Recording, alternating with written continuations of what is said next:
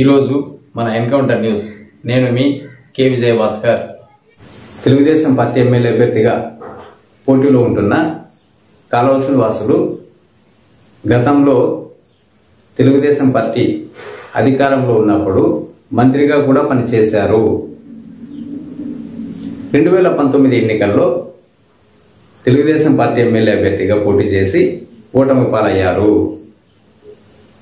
అయితే తను ఓటమి పాలు అయినప్పటి నుండి కానీ రాయదుర్గ ప్రజలకి అందుబాటులో ఉంటూ తెలుగుదేశం పార్టీ కార్యకర్తలకు అందుబాటులో ఉంటూ గతంలో తన మంత్రిగా ఉన్నప్పుడు రాయదుర్గం ప్రజా ప్రయోజనాల కోసం ఎటువంటి ప్రభుత్వ పథకాలు ద్వారా పనులు ఏమేమి చేపించారో ప్రతి ఒక్క పనిని రోడ్లు కానీ వాటర్కు సంబంధించి కానీ కుంటలకు సంబంధించి కానీ పలు కార్యక్రమాలపై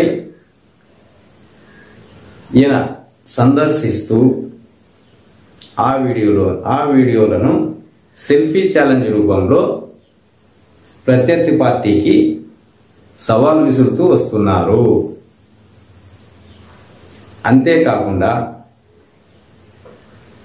ఈ కాలువ శ్రీనివాసులు అనబడే వ్యక్తిని చంద్రబాబు నాయుడు, తెలుగుదేశం అధినేత చంద్రబాబు నాయుడు జిల్లా పర్యటనలో భాగంగా రాయదుర్గం సందర్శించినప్పుడు ఎన్నికలు ఇంకా ప్రకటించకనే దూరంగా ఉన్నప్పుడే ఎమ్మెల్యే అభ్యర్థిగా కాలువ శ్రీనివాసులు పేరు ప్రకటించడం రాయదుర్గం ప్రజలకి చేరువ అవ్వడానికి ఎక్కువ అవకాశం కానీ వచ్చిందని చెప్పవచ్చు.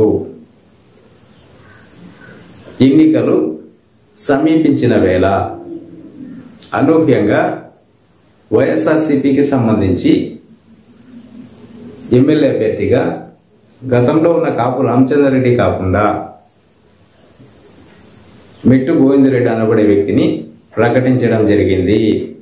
అయితే ఈ కాపు రామచంద్రారెడ్డి అనబడే వ్యక్తి నియోజకవర్గ వ్యాప్తంగా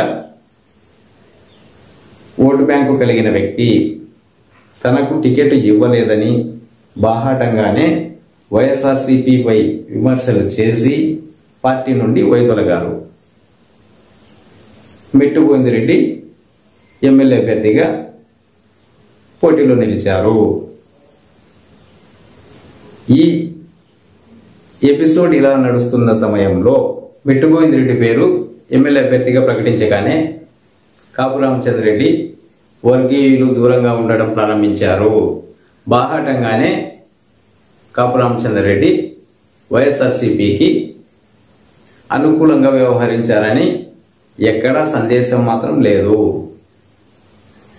ఈ వ్యవహారం ఇలా సాగుతున్న తరుణంలో కాలువ శ్రీనివాసులకి గతంలో ఉన్న తెలుగుదేశం పార్టీ కార్యకర్తలు అందుబాటులో ఉంటూ పార్టీ కార్యకలాపాలు కొనసాగిస్తూ వస్తున్నారు. ఈ తరుణంలో కాలువ శ్రీనివాసులకి కలిసి వచ్చే అవకాశం తనకు సంబంధించిన సామాజిక వర్గం నియోజకవర్గ వ్యాప్తంగా ఎక్కువ ఉండడం, ప్రజలతో మమేకంగా ఉండడం, party cadre Telugu Desam party cadre కాలువ శ్రీనివాసులకి సహకరించడం కలిసి వచ్చాయి. మెట్టు గోవిందరెడ్డి విషయంలో కాపు రామచంద్రరెడ్డి దూరంగా ఉండడం, కాపు రామచంద్రరెడ్డికి ఓటు బ్యాంకు ఉన్నది నియోజకవర్గ వ్యాప్తంగా. కింది స్థాయి కార్యకర్తలు నేరుగా మెట్టు గోవిందరెడ్డిని కలవలేకపోవడం, ఈ విషయాలన్నీ పరిగణలో నియోజకవర్గ ప్రజలు కాలువ శ్రీనివాసుల వైపే మొగ్గు చూపే అవకాశం ఉంది. అందువలన కాలువ శ్రీనివాసులు ఈ 2024 ఎన్నికలకు సంబంధించి గెలిచే అవకాశాలు ఎక్కువగా కనిపిస్తున్నాయి. ఇది కేవలం ప్రజాభిప్రాయ సేకరణలో భాగంగానే చెప్పడం జరిగింది. ఎటువంటి అధికారికంగానూ కాదు, ఎవరిని కించపరచాలనే ఉద్దేశము కాదు. గమనించగలరు.